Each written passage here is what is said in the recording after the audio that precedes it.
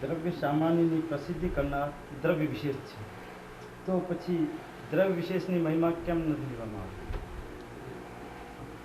સામાન્યનો પણ મહિમા છે અને વિશેષનો મહિમા પણ છે. કે સામાન્યનો મહિમા જે અનાદિ વસ્તુ છે, જે અનંત શક્તિઓથી ભરેલું જેમાં છે એમાંથી પ્રગટે છે, માટે એ સામાન્યની મહિમા અનાદિકાળથી જીવે સામાન્યનો આશ્રય કર્યું નથી, દ્રવ્યનો આશ્રય કર્યો. દ્રવ્ય અનંત શક્તિઓથી ભરેલું છે, એનો આશ્રય કરે તો એમાંથી પર્યાયો પ્રગટે છે. માટે એ દ્રવ્યની મહિમા, એ જે શક્તિઓનો ભંડાર છે એની મહિમા કરવામાં આવે છે. પણ પર્યાયની પણ મહિમા હોય છે, શાસ્ત્રમાં એ પણ આવે છે. સ્વાનુભૂતિની મહિમા, કેવળ જ્ઞાનની મહિમા, મુનિઓની સાધક દશાની છઠ્ઠે સાતમે ગુણસ્થાને જીવતા હો, એ બધી મહિમા પણ શાસ્ત્રમાં આવે છે. પંચ પરમેષ્ટિઓ પૂજવા યોગ્ય છે, પંચ પરમેષ્ટિઓ આદર કરવા યોગ્ય છે. એ બધી કારણ કે એમણે દ્રવ્ય દ્રષ્ટિપૂર્વક અંતરમાંથી સાધનાની પર્યાયો પ્રગટ કરી છે, માટે એને પૂજવા યોગ્ય કહેવાય છે.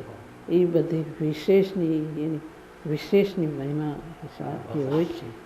એ બધી પંચ પરમેષ્ટિઓ નમસ્કાર કરવા યોગ્ય છે, પૂજવા યોગ્ય છે, આદરવા યોગ્ય છે. એ બધી વિશેષની મહિમા છે. સામાન્ય પૂર્વક જેને યથાર્થ પ્રગટ થયું, સામાન્યના આશ્રય પૂર્વક જેને એ વ્યવહાર પ્રગટ થયો, એ વિશેષ પણ પૂજ્ય છે. બધી અપેક્ષાઓ સમજવી જોઈએ, એકાંત અપેક્ષા નથી.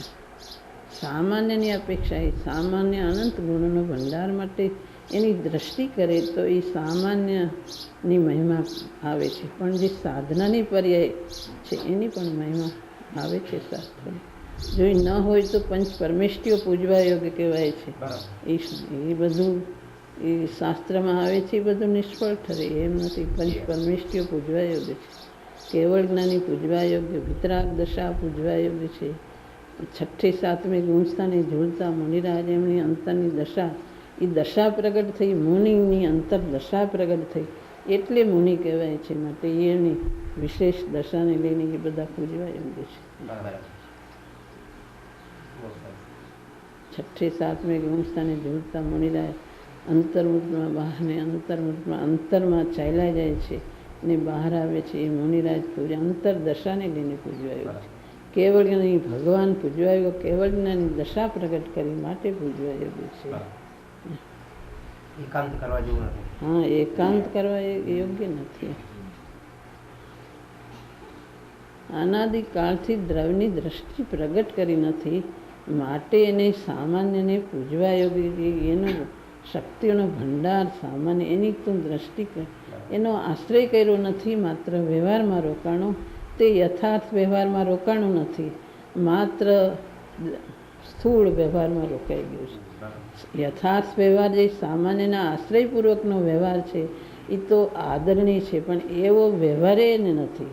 આ વ્યવહાર બધો સ્થૂળ વ્યવહાર, જે બધો સામાન્યના આશ્રય વગરનો વ્યવહાર, એવા વ્યવહારમાં રોકાણો માટે એ છોડવા યોગ્ય છે એમ કહેવાય છે. એવો વ્યવહાર, એ વ્યવહાર એની દ્રષ્ટિ છોડ, એવા વ્યવહારની યથાર્થ દ્રષ્ટિપૂર્વકનો જે વ્યવહાર છે, જે વિશેષ છે, એ બધું આદરવા યોગ્ય છે. એવો વ્યવહાર છોડ એટલે અનાદિનો તો એ વ્યવહાર છે જેમ કે એને ખોટી ભ્રમણાને લઈને તું એને જે શુભ ભાવની એકત્વ બુદ્ધિને એ બધાને જે આદરવા યોગ્ય માનસ, એ બધી સ્થૂળતા છે. બધું પંચ પરમેષ્ટિઓ પૂજવા યોગ્ય સાધક દશામાં બધાના શુભ ભાવો આવે છે. માટે વિશેષ અને સામાન્યની આપણે સામાન્ય મુખ્ય રાખીને આ વ્યવહાર પણ વિશેષ પણ પૂજવા યોગ્ય આવે છે. પર્યાય અને દ્રવ્ય બેનો વિવેક કરવાનો હોય છે.